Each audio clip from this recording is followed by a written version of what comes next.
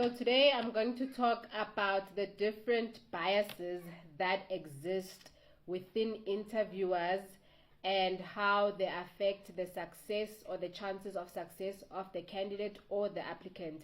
So these biases are known as personality biases.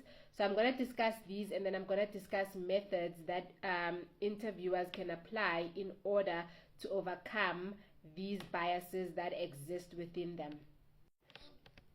So there's 6 of them, so I'll discuss them with examples, but being mindful of the time because I want to squeeze in the biases that exist as well as the solutions on how to overcome these biases that exist. Okay, so the first one is the halo effect. So this is when a positive impression by the person that is being interviewed clouds the judgment of the interviewers. So let's say maybe somebody is well spoken, they have a way with words, and then the interviewers appoint them only to find that when the person actually has to get to work and deliver, the person is not delivering.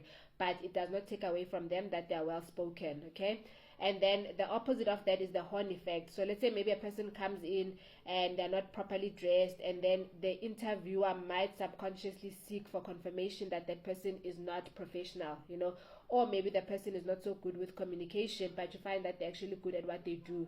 Say maybe they're stumbling and they're fumbling around their words, and then the interviewers conclude that, okay, this person, he can't do his job just because they can't express themselves that well. Okay, the next one is the similarity bias. So this is the one that I was actually most familiar with when I started this whole interviewing stories, that interviewers often seek for people that remind them of themselves. You'll find an interviewer saying, yo, she reminds me of myself when I was in my early 20s. I was just as ambitious, I was just as driven. And you find that when the person actually starts working, that maybe they are not compatible with the workplace, they're not compatible with the people that they're working with. And then the other one is the confirmation bias. So interviewers might seek for information that confirms their first impression that they have of the person that they're interviewing.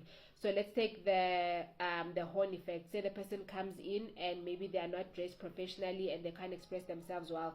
So the interviewer might subconsciously look for confirmation through the line of questions that they ask that the person is actually not suitable for the role, or that the person is not professional. And then the next set is the stereotyping, the contrast effect, and the anchoring bias. So the stereotyping is assumption based on stereotypes about a candidate's race, gender, age, or other characteristics. So let's say maybe an 18-year-old, they come for an interview, and then the interviewer might have the bias that, okay, this person does not have responsibilities, they're likely not to take their work seriously, let's rather take a 55-year-old, this one has responsibility, they're going to work with us for the next 10 years. So this is called stereotyping biases, or maybe probing into a person's background, and then if the person tells you that they're a father of 10, and then somebody assumes that, okay, they're going to be responsible, they're always going to be on time for work. So this is what we call stereotyping, which is also a form of bias. And then the next one is called the contrast effect. Okay, this one was also one that I was aware of and that I was taught at the early stages of my HR career and doing recruitment. So this one is called the contrast effect. Okay, so this is when interviewers compare candidates amongst each other. So they will say, for example, Mbali is better than Grace, so we must appoint Mbali, or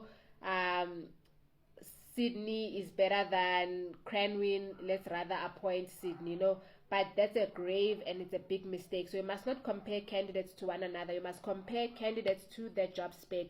So that's why it's important to have a proper job spec and to do a proper job profiling, and then you compile your questions in such a way that you can be able to compare your candidate to the job spec. Okay, and then the other one, which is the last one, is called the anchoring bias. Okay, so the first impression or information received about a candidate can influence evaluations. Okay, so let's say maybe you're doing background checks on the candidate, and then maybe found that the person has a drinking record, and then you want everything that you ask or everything that you're looking for while you're interviewing that person, you want to see if they're alcoholic or something like that. Okay, so there are several strategies that you can apply in order to avoid these personality biases, because you would not want to lose out on a good candidate because of these personality biases. So the first one is structured interviews. So this is my favorite one, where you have the same set of interview questions for all the candidates, regardless of what first impression you have of them, okay? So that you avoid asking a line of questions that confirm your first suspicions about the candidates, okay? And then the next one is training and awareness. So make sure that all your interviewers are trained and are aware of personality biases that often exist in interviews. And then the next one is having different people in the interview panel. So this one will help you to avoid that type of bias where you appoint a candidate that reminds me of you, saying, oh, I was also like this in my 20s, I also drove a Golf in my 20s, you know. So when you have different people in the interview panel, it will help you to avoid certain type of biases.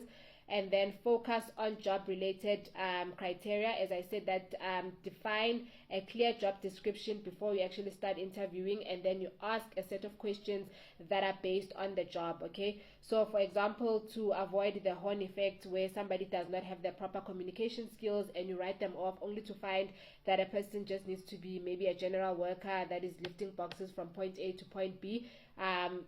You're going to have that on your job spec. So if communication skills are not important, then it's not going to be on your job spec, but you can say maybe ability to work long hours, ability to stand long hours, ability to work shifts, etc., etc. And then your line of questions will be around the criteria that you've selected, and then this is what you'll be consciously evaluating in the interview. Okay, and then another one, behavioral interviewing. So these are the ones that I like. I often refer to them as outcome-based interviews, where you ask a candidate questions based on their past experience. On one of my videos, I made an example where somebody was like, when you interview somebody, for example, and they say, what would you do in a case of a fire? So if they want the job, they will say, I will make sure that the elderly are out first, and then I will make sure that everybody's calm, everybody doesn't panic. But if you want to get the real truth of what a person would do in that situation, you would ask, like, tell me about a time when you had an emergency at work. What did you do? What was the outcome? Then they would say maybe there was a smoke alarm. I just grabbed my bag and left, and I was happy that I was safe, you know. And then another one is regular calibration sessions. So in between the interviews, you take breaks, you reflect. Okay, actually this one talks to the other one. And then continuous improvement, okay, being aware of the biases that are there, and then also evaluate the effectiveness of your decision. So this is what I do actually when I interview a person and a person is placed in a position. How long they stay and how successful they are is a reflection of the interview process, okay?